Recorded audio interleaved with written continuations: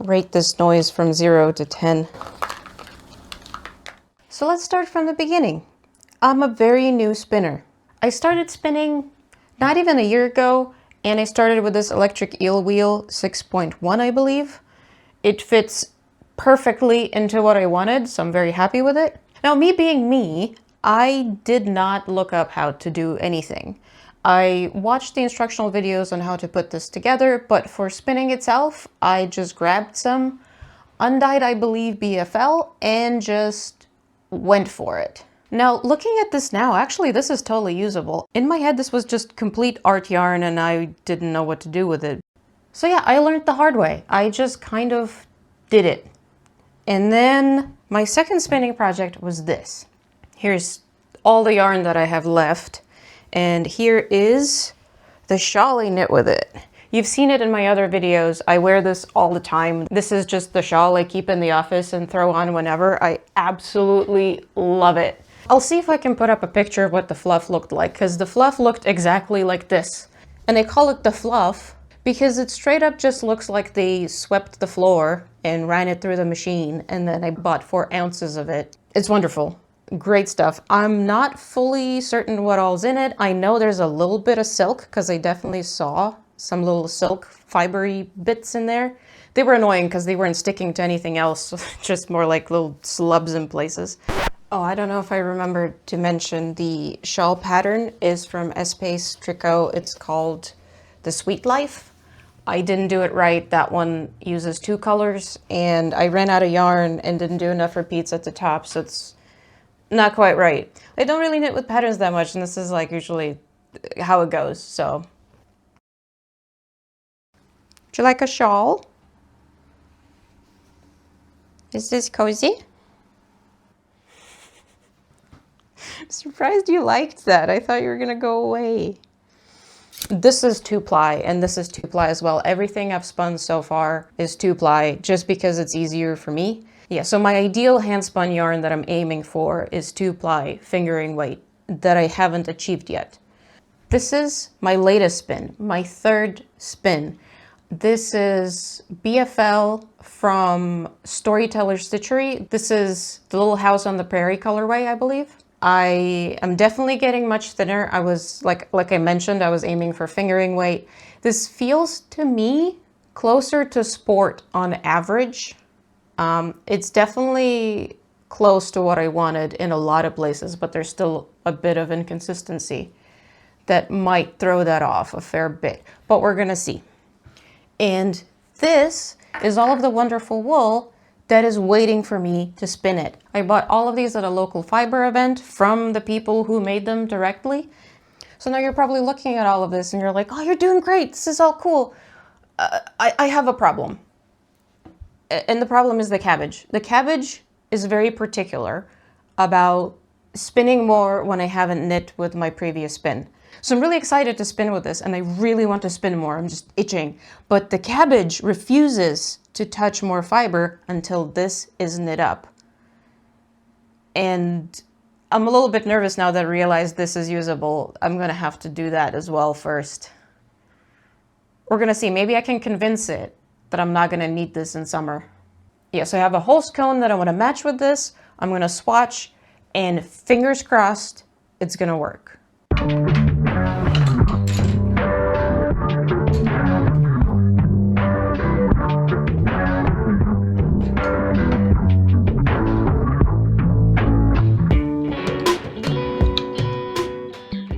So my table is very annoying and you can't really clamp things to it. It's just like a tiny bit more than an average clamp can handle. So what I use is my woodworking clamps to just kind of jury rig it on.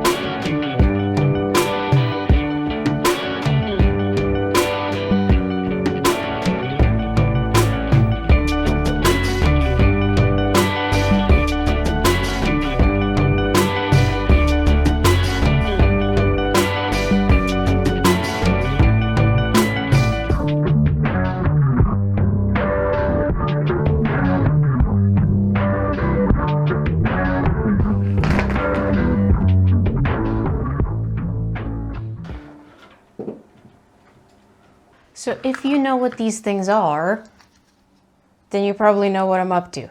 If you don't, these are tiny little bobbins that you can unscrunch, wind your yarn on, and close back up, and then use for intarsia. This is a Holst supersoft in Tundra. So I'm gonna go up a needle size on what I normally do for Holst, and I'm hoping that's gonna allow for a little wiggle room in case this is thicker. This definitely looks thicker, but it's also just uneven. And this definitely blooms in the wash because it still has a lot of the spinning oil in it. So on top of loving how these two look together, I also thought it would be cute because this is Tundra and this is Little House on the Prairie. So, you know, Tundra, Prairie, boosh together. Do you see what I'm getting at? I don't. So hopefully you do. I'm gonna get a couple of bobbins going. I'm gonna start swatching. And if it doesn't work out, I'm gonna be very sad.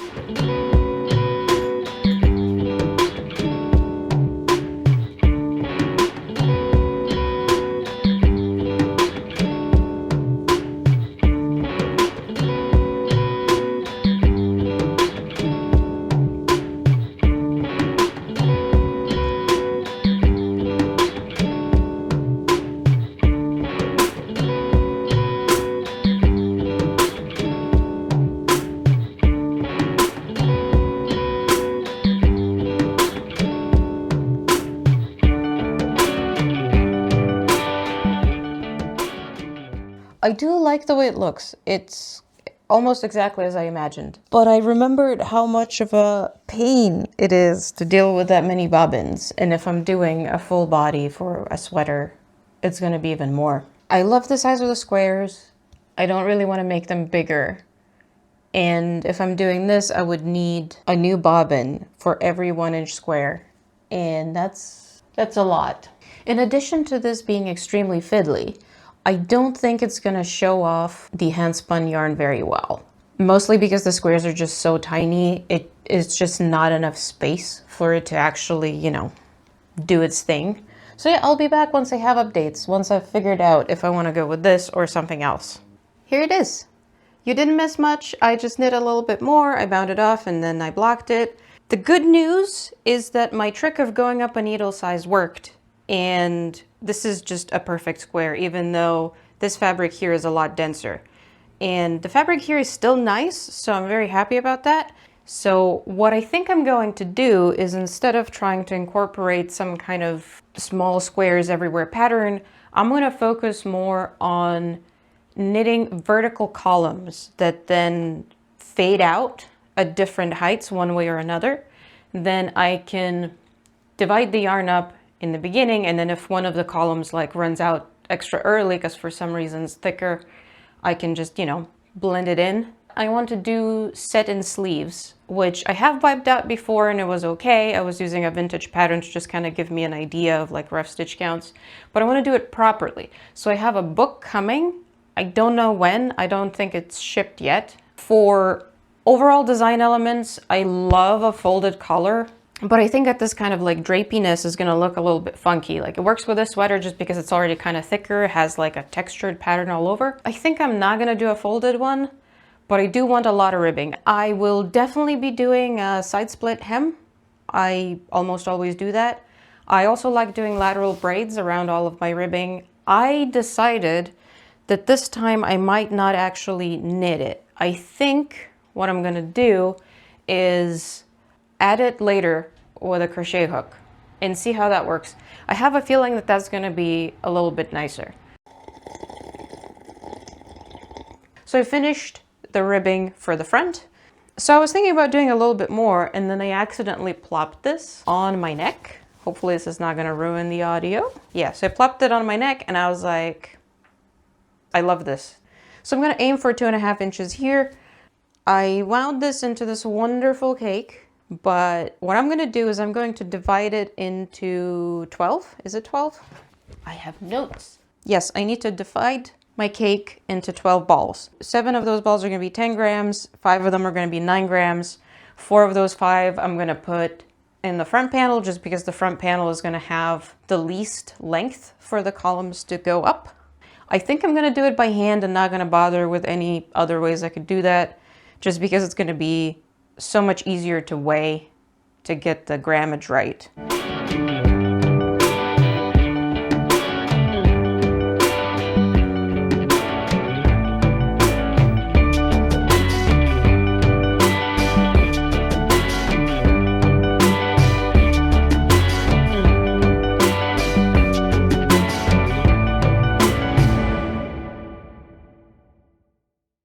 Winding the balls by hand didn't take that long. It was only like half an hour to 40 minutes. If you're wondering why I'm not using my bobbins, is because my bobbins are too small to fit 10 grams, and I just didn't want to buy bigger bobbins. But I do use the bobbins for the Holst garn. Let's pull this out. It is a tangly mess. Oh, I'm showing you the wrong side. Hold on. Hold on. There we go. Whee! Here is why you generally don't want loose balls. I still have this yarn attached to the cone, and as you can see, it's just immediately tangling, and it's not too bad here, but when you're knitting and things are flopping around, it kind of tends to do all kinds of things like that, and you don't want that. If you just have things that are dangling, if you hold them up, they will generally unspin. Now, how you keep them just kind of dangling like that, you use one of these bulb safety pins, and the way you get more yarn out of it, open it up, and you just pull however much yarn you want. Make sure the last strand is still in there, and just close it. There you go. And then as you dangle, it'll stay. So yeah, it's a mess. And this is where you can really see what I was saying about strand being still attached to a ball or a cone or wherever, because you see it like immediately went across everything. Versus all of the dangly bits, they just kind of untangle themselves. I am extremely happy with how this is coming out. Notes. Wrong notes. So you may be seeing some new items here. I got extremely lucky this year and I was able to go to Fibres West near Vancouver in British Columbia. It was incredible. Really hope to be fortunate enough to go there again. I had such a good time. I met so many incredible people, had just wonderful fiber nerd conversations. I got just infinite compliments for my bee vest and my handspun shawl. And it was just all around such a good and inspiring time. I went to the 2 lectures they had available for free on Saturday. They were also extremely fun and very informative. I learned so much about both flax and the actual realities of raising sheep. A lot of the wonderful vendors there can't ship to the US. I did my best to support as many as I could. And here is the most incredible thing I have acquired. This is from Eek Pottery Studio, and it looks like there's honey spilling over. I don't want to let it go. I'm going to be so hydrated. Let's get back to my sweater project. I have a lot to talk about there as well. I keep sliding this around. There you go. You need to be able to see it at all times because it's so cool. Okay. Sweater project. A lot has happened. I started the back panel and I knit a bit more ribbing than I did for the front panel. All of this progress on the back panel I made on the way to and back from Fibres West. I could have done more, but I was very tired and overwhelmed. Stop. How about you behave? Hold on. Everything has tangled so much. There we go.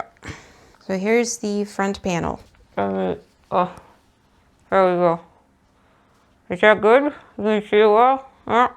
They stopped here because I didn't want to do the math yet, but I needed some knitting for my trip, so that's where the back panel came in.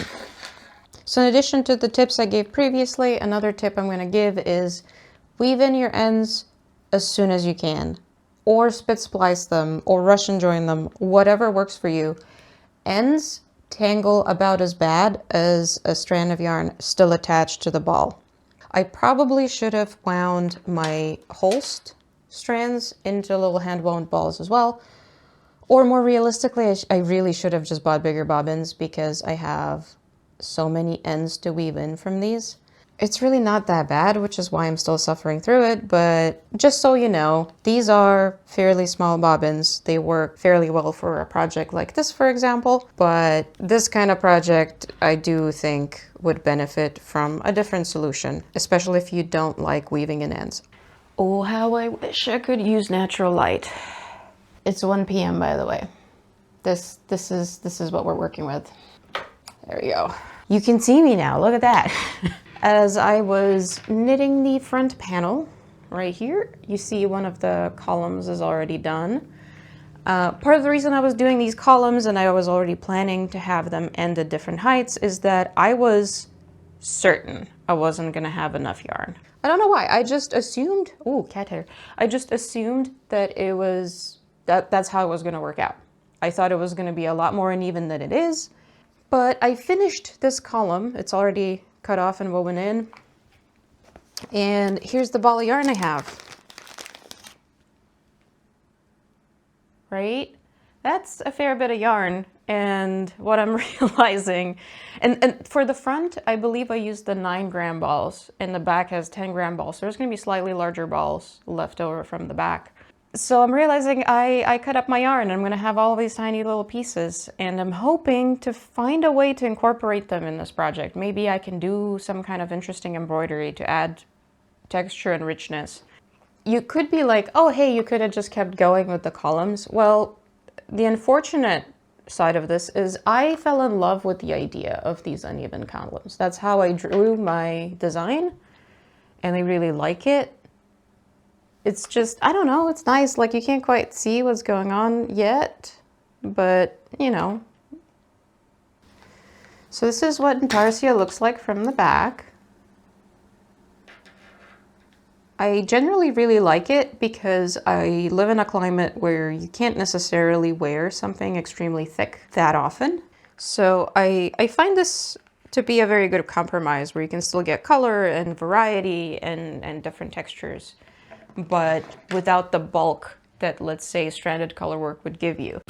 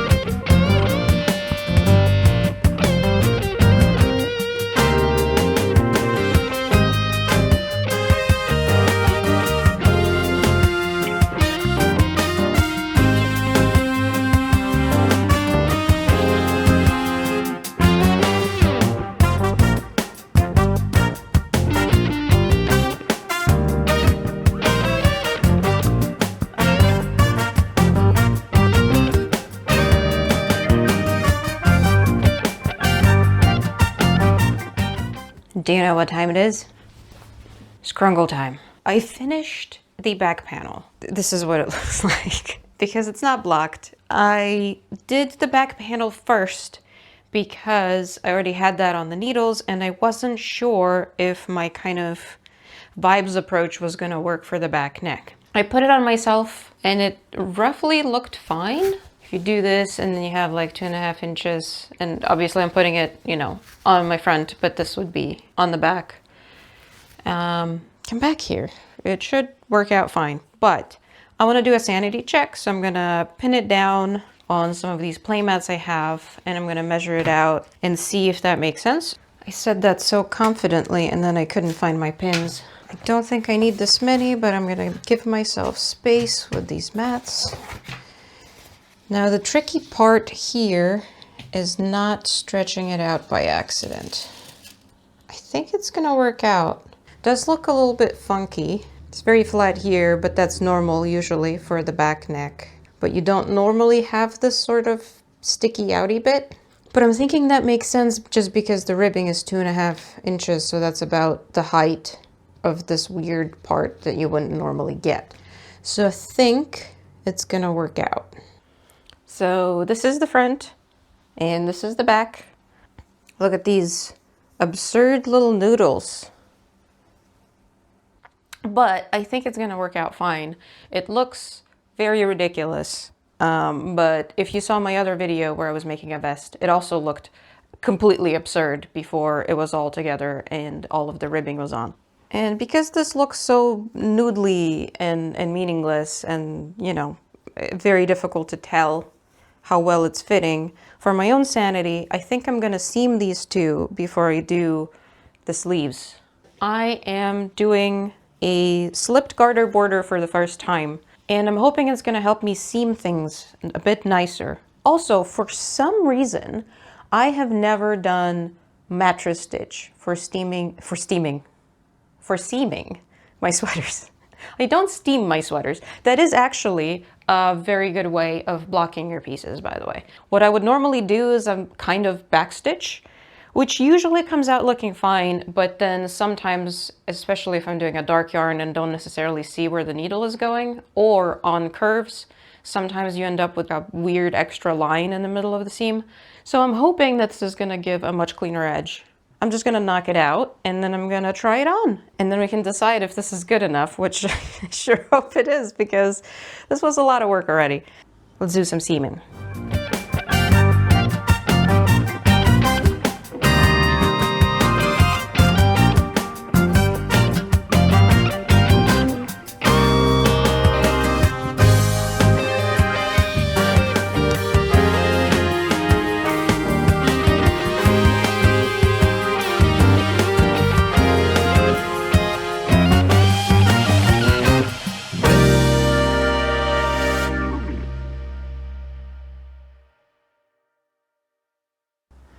I think this is the nicest seam I've ever done, so I'm sold. It's a lot slower than what I used to do, but the results are really worth it. So in its current form, this looks absolutely bonkers. There's not that much ease over here, which is exactly what I wanted. I have a feeling this will sit a little bit higher. It's just that these little noodles can't really support it where it needs to be. Should I do the neckline or should I do the sleeves first? Hello.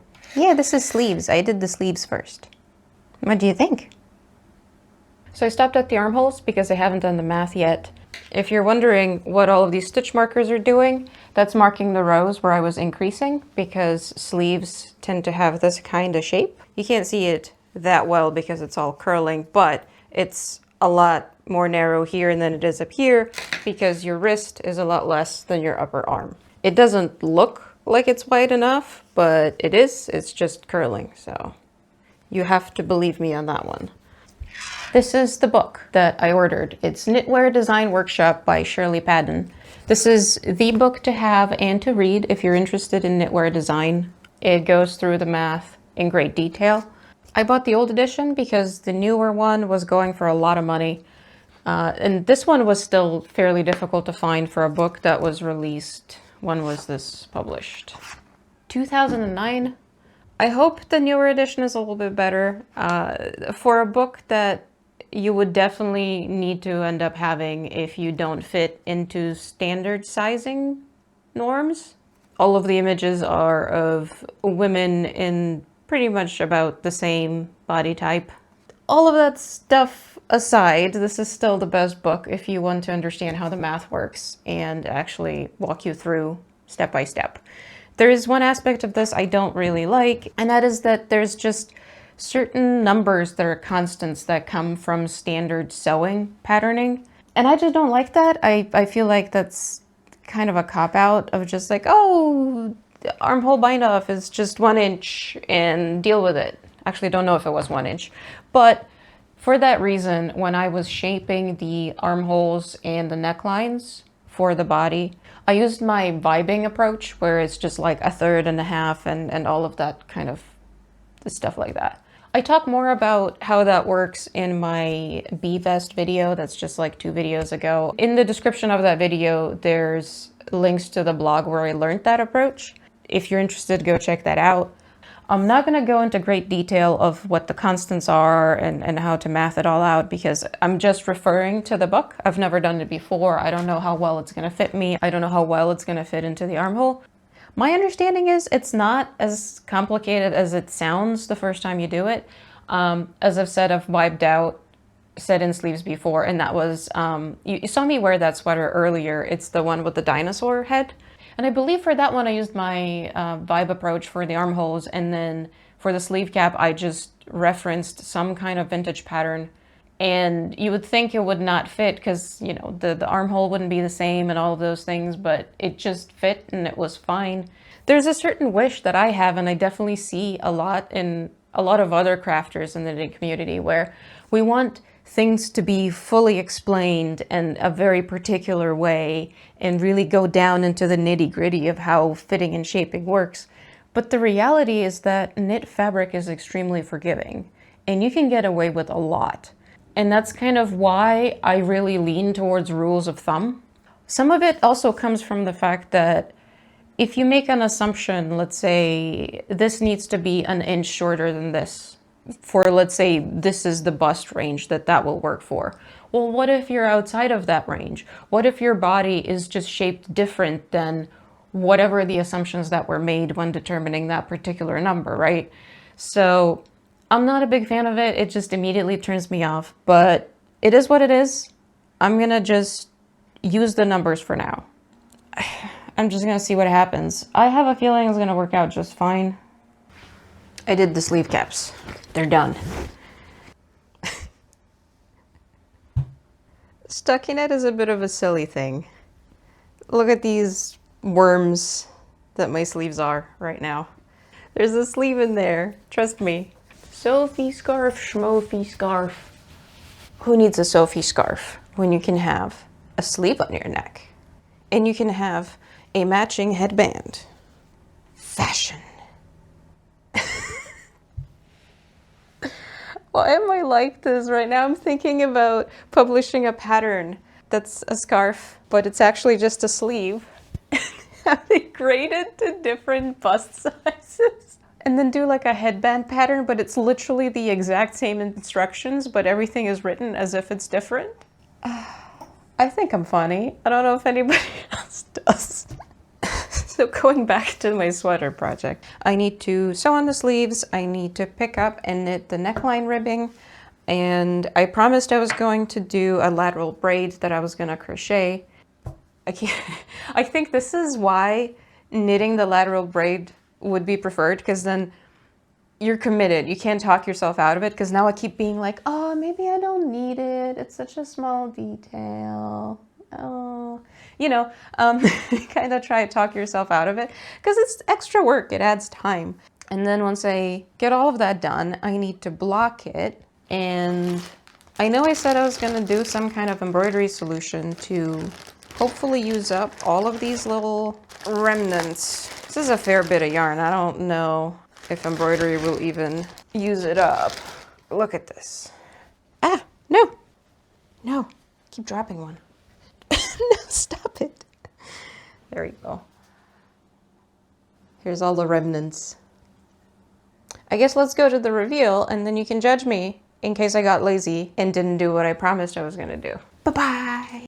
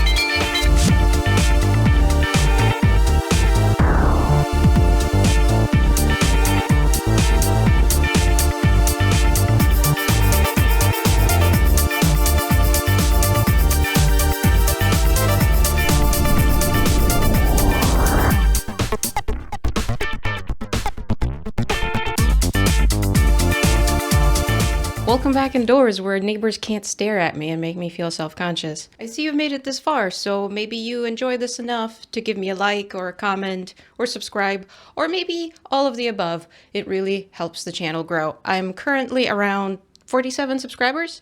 And if you're wondering why I'm saying the number in every single video, is that I have studied my favorite YouTubers and I've watched their first few videos just for inspiration, for feeling better about myself, and figuring out what is good enough to just start.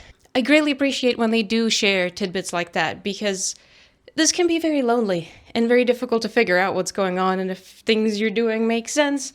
Usually most of the information about subscribers you get is when they post a video about their first 1,000. So I figured I'm going to be the change I want to see in the world and talk about how many I have with every single video I release. And hopefully it's helpful to somebody out there. But I'm growing. I'm almost to 50 people. 50 people were like, you know what? You're cool enough that maybe I want to see more of your nonsense. That's wild. That's beyond anything I expected to reach in just a few months. So I really, really appreciate every single one of you. This video took a lot longer to make than all of the other ones, and it came out a lot longer than all of the other ones. So thank you for sticking around and watching the entire thing. It was a lot of work. I started knitting this sweater around March 9th, and today is April 20th. So it's been a lot. I made an entire other video in the meantime, and a lot of things have happened in my personal life. Part of why I started making videos is that a lot of knitting content is in a vlog format, which there's absolutely nothing wrong with that. It's just that I'm more drawn to project-based videos. And I'm really learning why that is. Project-based videos take so much time and effort. It's difficult. You can't just sit in front of a camera and be like, oh, I knit this much of a sweater. Boom, done, right? No, you have to finish the dang sweater. And every minute you spend knitting it also counts as time spent making the video. Behold, I love it. I love everything about it. Not everything came out as I expected though. So point number one, just knit your lateral braids, okay? I think they're gonna look a little bit nicer if you knit them. In this case, I didn't want like the stitches right behind the braid to look dark green on the columns with the handspun yarn. So I think in this case, it was still maybe worth it, at least for the bottom. But yeah, it just knit them. Another thing I noticed that is kind of weird, I feel like every single time I make a sweater, I end up needing to do more ribbing for the neck than what my math suggested. And I don't quite know why. Now, the other thing is combining handspun yarn with commercial yarn was a success. It wasn't as difficult as I thought. And I mean, even if it's not the same thickness, even though the handspun is all kinds of weird and uneven, it just worked. I went up a needle size and yeah, it just worked out fine. So I do recommend intarsia. I think it's a great way to incorporate your handspun yarn. On the other hand, though, you're gonna notice I didn't do any embroidery. I tried. I really, really tried. I spent my entire Sunday experimenting and trying to figure something out, and just nothing was feeling right, nothing was looking right. I think part of it was just I wasn't liking the texture of handspun yarn in embroidery, or at least the types of embroidery I tried. So we gotta talk about cones. Cone yarn is not just Holst, but Holst is my gateway drug. So this is how much Holst I still have left. This was one of the first cones I ever bought. I knit this sweater with it. I knit this shawl with it. I knit this hat with it. And I also knit these gloves with it. That's a lot of things from one cone of fingering weight yarn, and I still have this much left. I could probably still make a sweater out of it. If you haven't tried coned yarn, and if you're the sort of person that likes buying yarn and then figuring out what to knit with it later, I highly recommend cones. For me, this has been a revelation. Just having an amount of yarn to play with without having to worry that I'm gonna run out has been so freeing in my creative journey as a fiber artist. I genuinely like it and recommend it. Coned yarn is not just Holst. It just so happens that I really like Holst. You don't have to. There are other options. Thank you so much for watching, and thank you so much for commenting and liking and subscribing and just sticking around as I am just bumbling about and don't quite know what I'm doing. It really means so much to me. I mean, some of you I'm already recognizing. I see you commenting on multiple of my videos and my community posts. Every single one, it brightens my day so much. Thank you very much, and see you in the next one.